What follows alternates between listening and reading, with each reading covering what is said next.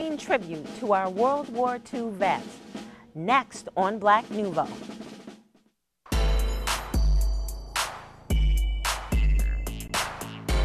Hi, I'm Faith Colas. Welcome to Black Nouveau.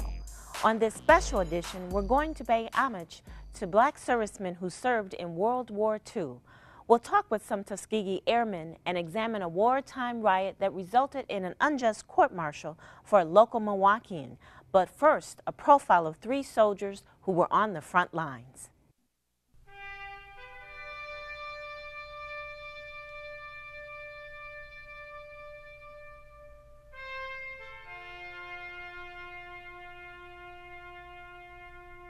It's a part of our heritage. It's part of many blacks in this country heritage to serve in the military. Since our earliest existence in this country, we had always fought in America's wars, even predating this country being a country, with the first casualty of the Revolutionary War, Crispus Attucks, being a black man. Subsequent to that, all of our great leaders always encouraged us to join the military, to fight in defense of this nation as a way of trying to gain full citizenship. And fight they did. More than 2.5 million African American men and thousands of African American women served in the armed forces during World War II. With the attack on Pearl Harbor in 1941, many Americans enlisted, but some were drafted. I got married, and I told him Milwaukee I was married. He said, "Well, that's all right too." It's good. And at the time, I said, "Well, I have my mother and father, brothers. I tried to keep up as much as possible." So he said, "No, that won't keep you out." White was among the troops sent to Europe. I spent most of my time in Gießen, Germany. And I was in the heavy weapons division. I was an operator, truck operator, can ammunition for, and pulling the howitzer. My old barber, he got left, and they gave me the job. I was at the time, I didn't want to get off the truck. So I spent my time as the barber.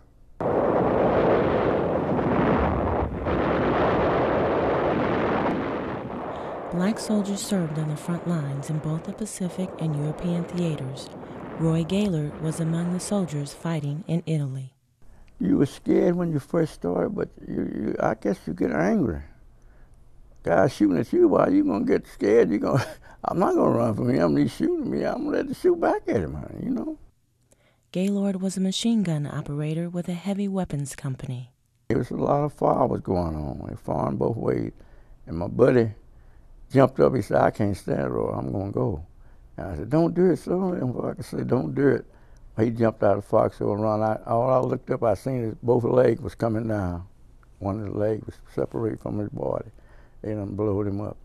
What was key about serving in World War II is that blacks were fighting on 2 fronts.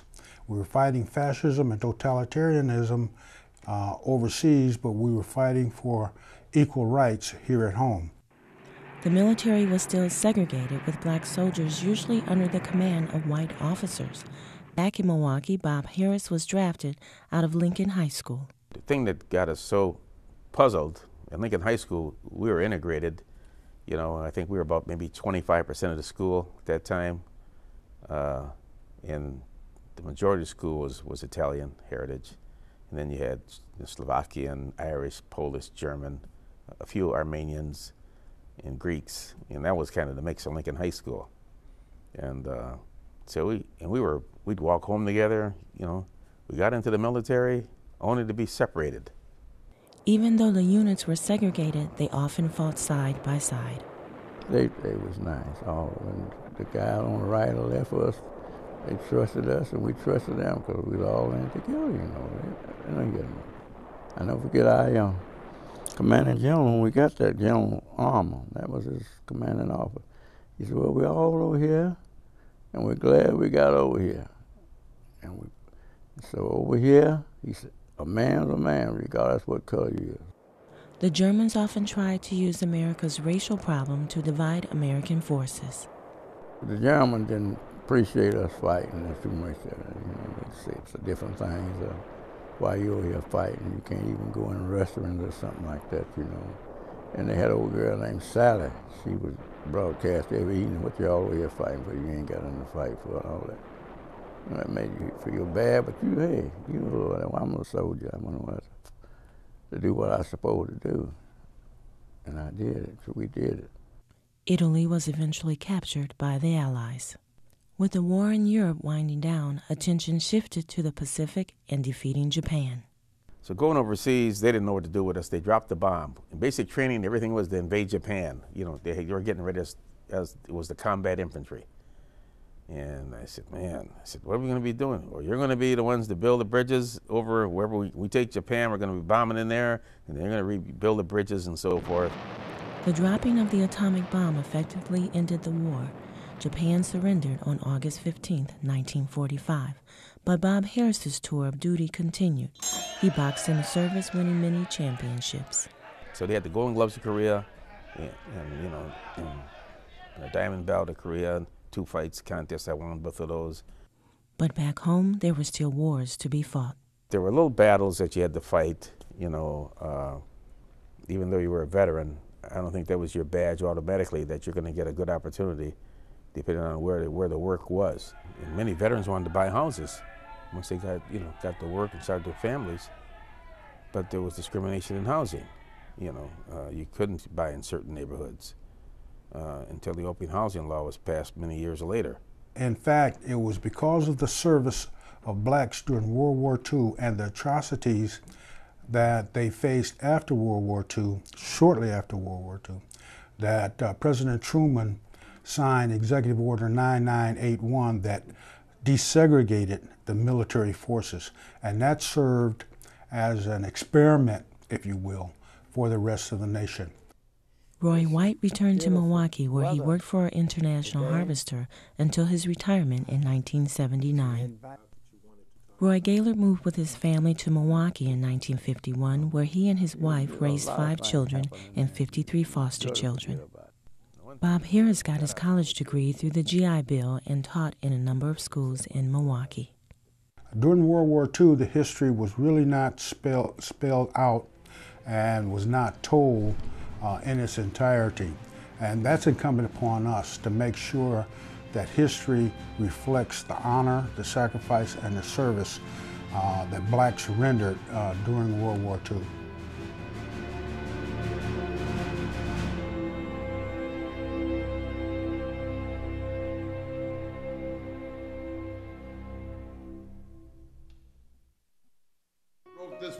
These are 5 of the remaining Tuskegee Airmen. They are the men who forever changed the complexion of the military. The men who put to rest the questions of intellectual inferiority. And the men who helped lead this country to victory during World War II. They were the first African Americans to become fighter pilots in U.S. history. Their story is a well-known one in the African American community. The one of enough drive and courage to want to succeed, even in the face of blatant racism. In the first place, if we go back to 1925, what was the Army War College said that Negroes didn't have the ability to even compete. We were supposed to be afraid of the dark. It was challenging, it was degrading and insulting to be told that you were inferior based purely on heritage and birthrights and the pigmentation of your skin. The War College study in 1925, they actually started those studies in 1921 and they continued to 1927. But the most damaging in terms of the blacks in the military were concerned was the 1925 study. And essentially, they said in that study that we didn't know how to lead, we lacked coordination. You have to understand one thing. We had no courage. They kept us out of sports because we had no coordination. You know, we got Jackie Robinson and Jesse Owens. Harlem Globetrotters. And the Harlem Globetrotters and Tiger Woods. Those fellows have no coordination. I just want the public to be sure they know that. Yes, sir. So they want to have no coordination like that. But I think they said we had smaller brains. They did. Those are the kind of things that really the guys that came before me influenced them to want to succeed. We were tired of people telling you you can't do, but we've never been given the opportunity. We also wanted to serve our country because war had been declared and they were drafting people. I had a draft card. I was well familiar with what the infantry might be like and our relegation to just service squadrons. And when the opportunity came to fly, fortunately I was prepared, passed the exams, and they didn't have to change the standards for us to get through the program. They called it an experiment which they expected to fail. But once we were given the opportunity, we said, oh, we can. And some of the early, they had a civilian pilot training program, which was to build up a pilot pool. Some of those coming out of that program were still being turned down by the Army, even though they'd gotten a private pilot's license. But fortunately, the experiment changed out to be our experience, and we weren't called Tuskegee Airmen then, even though the name is stuck because we did all our training there in later years. But it was the perseverance and the dedication, and we were loyal to the country. So there are multiple things that go into being able to, as Gene said, accept a segregated program, because those that would have preferred we not even do that and hold out for full integration. I'm not sure where our country would be if we had done that. Where indeed. Lucky for us and this country that those brave men not only endured and passed the test, but also accepted the segregated status and went on to fight for this country in spite of the treatment given them. You see, U.S. bomber planes were being destroyed by the enemy frequently, causing great loss of life. That is, until the Tuskegee Airmen showed up. They were assigned to escort and protect the bombers, and have the distinction of being the only U.S. fighter group in World War II that could claim to have never lost a bomber in their care. And although that may be one of the most recognizable facts about the Airmen, they were involved in the fight long before the escort started.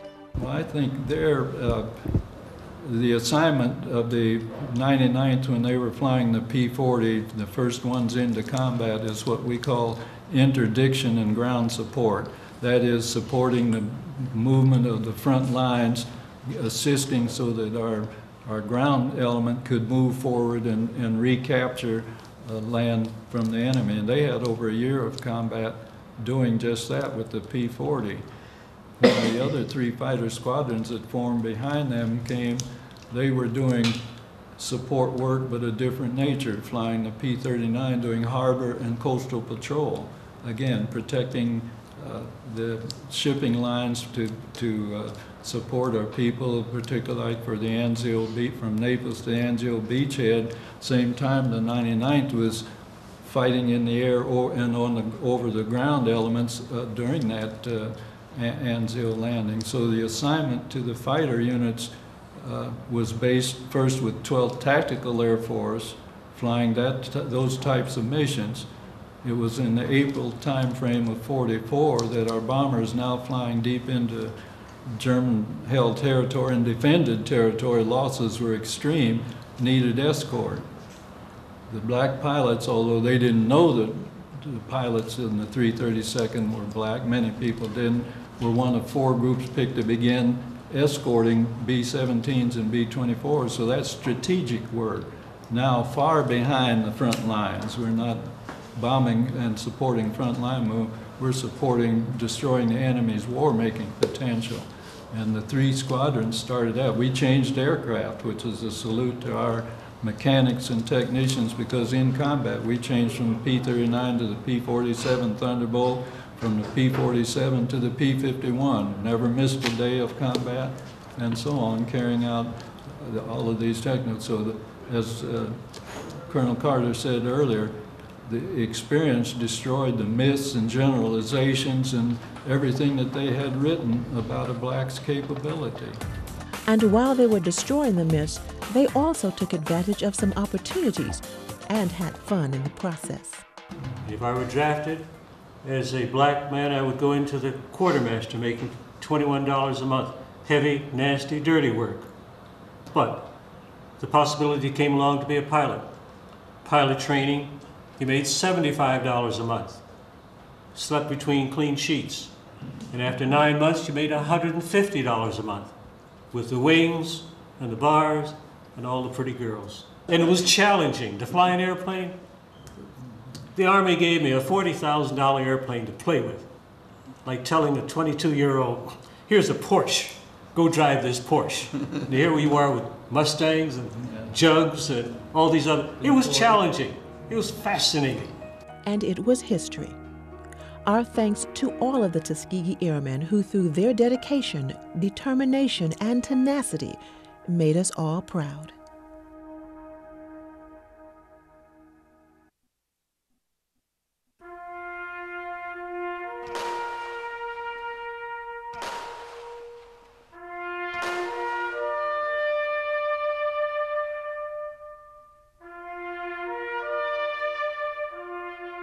He's an honorable man, and he was always an honorable man, and they knew it, and now the world will know. His honor has now been restored. For Private Booker Townsell, justice was delayed but not denied. During World War II, he was stationed at Fort Lawton, Washington. On August 14, 1944, the night before his segregated unit was to ship out for the Pacific Theater, an altercation occurred between some black soldiers and Italian prisoners of war who were being held at the fort. Over 20 POWs were injured. One was killed. Guglielmo Alive's body was found hanging from a nearby tree. 43 African American soldiers were charged with various crimes. More than 20 were convicted, sentenced to prison, and received dishonorable discharges. Although Townsell said he was not involved, he was found guilty and served 2 years in prison. It was an experience he rarely mentioned to his family in Milwaukee. We never heard anything about the riot. My mom had mentioned, once that he had been dishonorably discharged and that he did some time in the service, and that there was an Italian prisoner of war. Well, actually, she didn't even say that. She said there was someone that was lynched. And that's as much as she knew. He really didn't discuss it with her. What happened as a result of him being a part of that court-martial did not destroy him. It made him that much stronger. My grandfather was gainfully employed as a spinner at Press Steel Tank Company. He also owned his own business. He owned a tavern. It was called Naked City Lounge. It was on, I believe, 16th and Hadley. And he was just resilient as a result of what happened to him. Townsell died in 1984, a year before journalists began to look into the incident. Back in 1985, Jack Hammond contacted some members of the family to let him know that, and my grandfather died in 1984. He let them know that he believed that my grandfather was innocent of the court-martial charges and that he was doing research. Back as a young reporter, I made a lot of the mistakes that young and old reporters make. And here were these African-American soldiers in predominantly white Seattle, and I was relying on the stories of those reporters back then instead of what it later turned out to be the actual real facts that we were able to find that the Army itself knew. So what happened was, I did some reporting 20 years ago, but my friends over the years kept saying, this just doesn't make sense. And when my wife, Leslie, and I, our 2 children, were old enough to leave for college, we decided to look full-time for this. And after many, many months and eventually years of research, we discovered in the National Archives in Washington, D.C., that the United States Army knew that this prosecution was not valid. Well, it turned out that in 1944, just like now, there were people in the Pentagon who said, wait a minute, this doesn't make sense. Black men lynching someone? What on earth was going on here? They wanted to know. So the Army, strangely enough, operated on two levels. On the one hand, they hired a man who was an Army prosecutor at the time, young, by the name of Leon Jaworski, who would later become world famous as the man who prosecuted Richard Nixon for Watergate. But on the other hand, the Army also sent an Army general by the name of Elliott Cook out to that same fort. And while Leon Jaworski was getting ready to prosecute, and eventually did prosecute, these black soldiers, at the very same time, General Cook was preparing his own report for the higher-ups to say to them, okay, what's really going on here? And that's what we discovered, General Cook's report. And General Cook's report says, in really amazing terms, I mean, it's like a movie, all of these details of things that if a person with common sense puts them together, it doesn't add up. And that's exactly what we were able to eventually report, was the Army knew that these men could not have done what they were accused of. I have no doubt in my mind that Booker Townsell, the night that this man was hung, was in his bunk getting ready to ship off for war, that he did not participate. But he was brought into this because one of the men who was one of the prosecution witnesses, who we were able to later show quite convincingly was trading favors and was really a corrupt witness. He was in this conversation with the prosecutor, said, well, who else did you see down there? He said, well, I saw Booker. He says, well, there's more than one Booker in your unit. What was it? He says, well, Booker, his last initial was T. And he says, well, there's two Booker T's in the unit. And he goes, I don't know which one. And so the Jaworski charged both of them. And not one, but two men did that same thing. He published his findings in On American Soil, which was released in 2005. We were all just shocked and amazed at what he had gone through, and just the racism and just the horror of what had happened to him. And that is when we, as a family, decided to pursue getting the charges reversed. The book caught the eye of Seattle Congressman Jim McDermott. He read the book and decided to get involved. I was a psychiatrist in the military, and I saw lots of people in the brig, and so I knew a lot about military justice. I knew how things didn't always go the way they should, or what it seemed to me was fair. So I realized what the enormity of this thing was. And then I've always operated politically in my own view along what Martin Luther King said, that if there's injustice here, it's a threat to justice everywhere. And if you don't speak up for these kinds of things and say something about them, and that's really why I got involved in it. I went back to Congress and put a bill in, and nothing happened. I couldn't get anybody to pay attention to it. So then I went to a Republican, who the Republicans were in charge at that point. And Duncan Hunter, who's now running for president, was the chairman of the House Appropriations Subcommittee for Military Affairs. And I told the story to him and said, why don't we just stick something in there and ask the military to look at these convictions? And I must admit, I didn't think at that point that anything amazing would happen. So I was as stunned as anybody else when suddenly they came back and said that they were going to take this case up.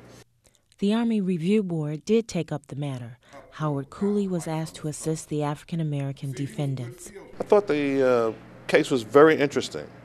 It represents a continuum of injustice that African-Americans suffered, particularly in the pre-1960 era.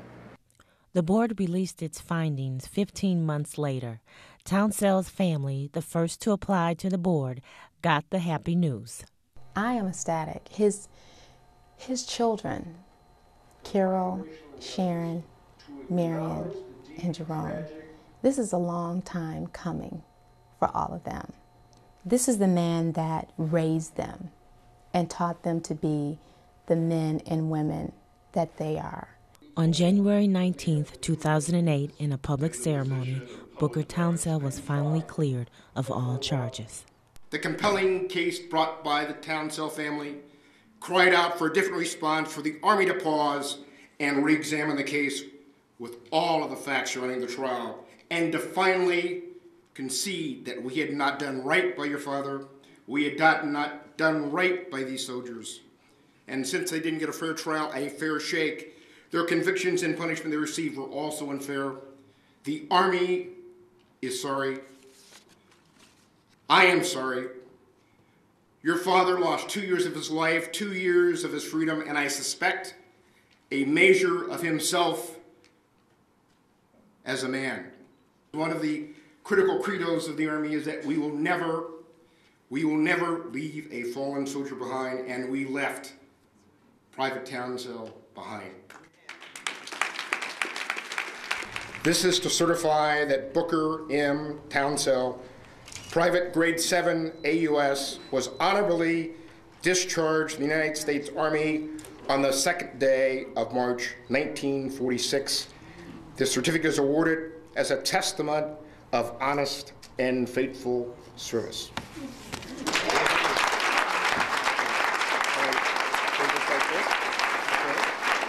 This is justice for the whole family, and for his children and for his grandchildren. It's the ultimate justice. And so we can now celebrate. And it's also justice for the men and women who serve our country diligently. For people who volunteer to serve our country, and they go with high hopes of doing a service, and then to have some type of disservice, they can all have hope that justice delayed is not justice denied.